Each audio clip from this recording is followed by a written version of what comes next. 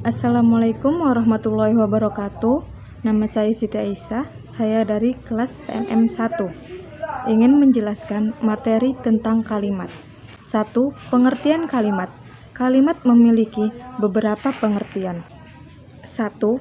Kalimat adalah satuan bahasa berupa kata atau rangkaian kata yang dapat berdiri sendiri dan menyatakan makna yang lengkap. 2. Kalimat adalah satuan bahasa terkecil yang mengungkapkan pikiran yang utuh, baik secara lisan maupun secara tulisan. Kedua, unsur-unsur kalimat. Apa saja unsur-unsur kalimat? Kalimat memiliki 5 unsur. Yang pertama, subjek.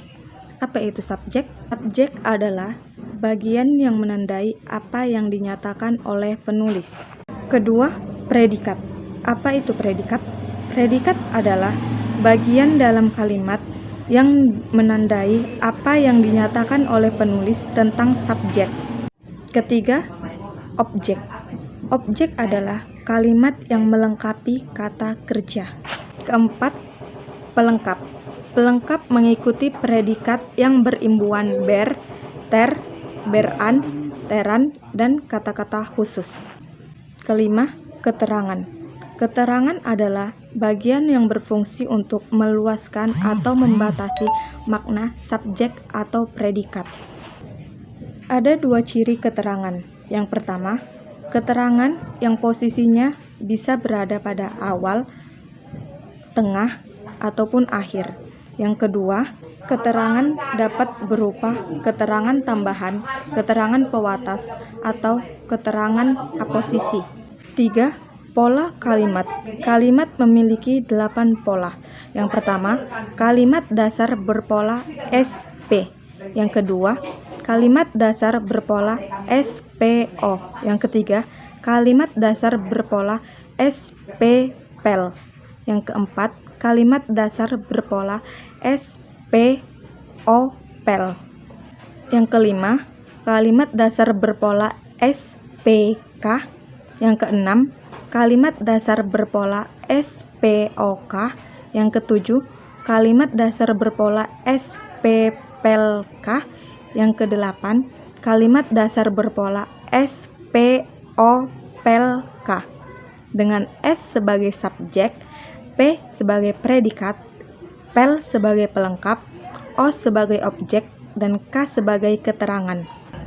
4. Jenis-jenis kalimat. 1. Berdasarkan pengucapan. Berdasarkan pengucapan, jenis kalimat memiliki 2 jenis, yaitu kalimat langsung dan kalimat tidak langsung. Kalimat langsung adalah kalimat yang secara cermat menirukan ucapan orang lain dan biasanya menggunakan tanda petik.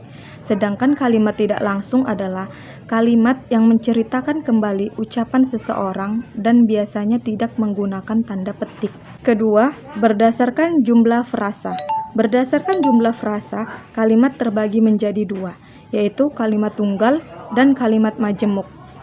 Kalimat tunggal adalah kalimat yang memiliki satu pola atau klausa yang terdiri dari satu predikat atau satu subjek saja. Kalimat majemuk adalah kalimat yang terdiri atas 2 atau lebih kalimat tunggal yang saling berhubungan baik secara koordinasi maupun subordinasi. Kalimat majemuk memiliki 3 jenis, yaitu 1.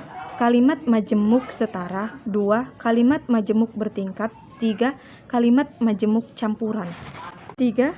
Berdasarkan isi atau fungsi. Berdasarkan isi atau fungsi, kalimat memiliki 4 jenis. Yang pertama, kalimat perintah.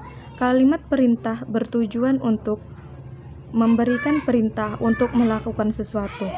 Biasanya dalam penulisan menggunakan tanda seru dan dalam pelafalan menggunakan intonasi yang tinggi. 2. Kalimat berita. Kalimat ini bertujuan untuk memberitahukan sesuatu. Biasanya dalam penulisan menggunakan tanda titik dan dalam pelafalan menggunakan intonasi yang menurun. 3. Kalimat tanya. Kalimat ini bertujuan untuk memperoleh suatu informasi atau reaksi. Biasanya menggunakan tanda tanya dalam penulisan dan pelafalan menggunakan intonasi yang menurun. Hal yang ditanyakan biasanya seputar 5W tambah 1H. 4. Kalimat seruan digunakan untuk mengungkapkan perasaan yang kuat. Sama halnya seperti kalimat perintah, dalam penulisan menggunakan tanda seru dan tanda titik, dalam pengucapan menggunakan intonasi yang tinggi. Yang keempat, berdasarkan unsur kalimat. Berdasarkan unsur kalimat, kalimat terbagi menjadi dua, yaitu kalimat lengkap dan kalimat tidak lengkap. Kalimat lengkap adalah kalimat yang sekurang-kurangnya terdiri dari satu subjek atau satu predikat saja. Yang kedua, kalimat tak lengkap. Kalimat yang tak lengkap adalah kalimat yang hanya memiliki subjek saja, atau predikat saja, atau objek saja, atau keterangan saja. 5. Syarat-syarat kalimat. Syarat-syarat kalimat yaitu: yang pertama, kesatuan gagasan; yang kedua, koherensi yang baik dan kompak; yang ketiga, penekanan; yang keempat, variasi; yang kelima, paralelisme; dan yang keenam adalah penataran atau logika. 6. Kesalahan dalam kalimat. Beberapa kesalahan yang terjadi dalam kalimat diantaranya adalah: 1. Kalimat kontaminasi. Kalimat kontaminasi adalah kalimat rancu yang kalimatnya susunannya kacau. 2. Ketidakjelasan unsur S atau P dalam kalimat. Ketiga, gejala pleonasme dalam kalimat.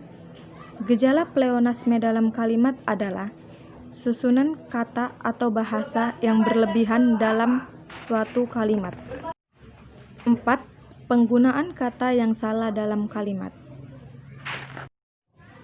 Kesimpulan, dalam mengungkapkan sebuah kalimat harus mudah dipahami, dan dalam penulisan sebaiknya menggunakan tanda titik, tanda koma, tanda tanya, tanda seru, dan tanda-tanda lainnya,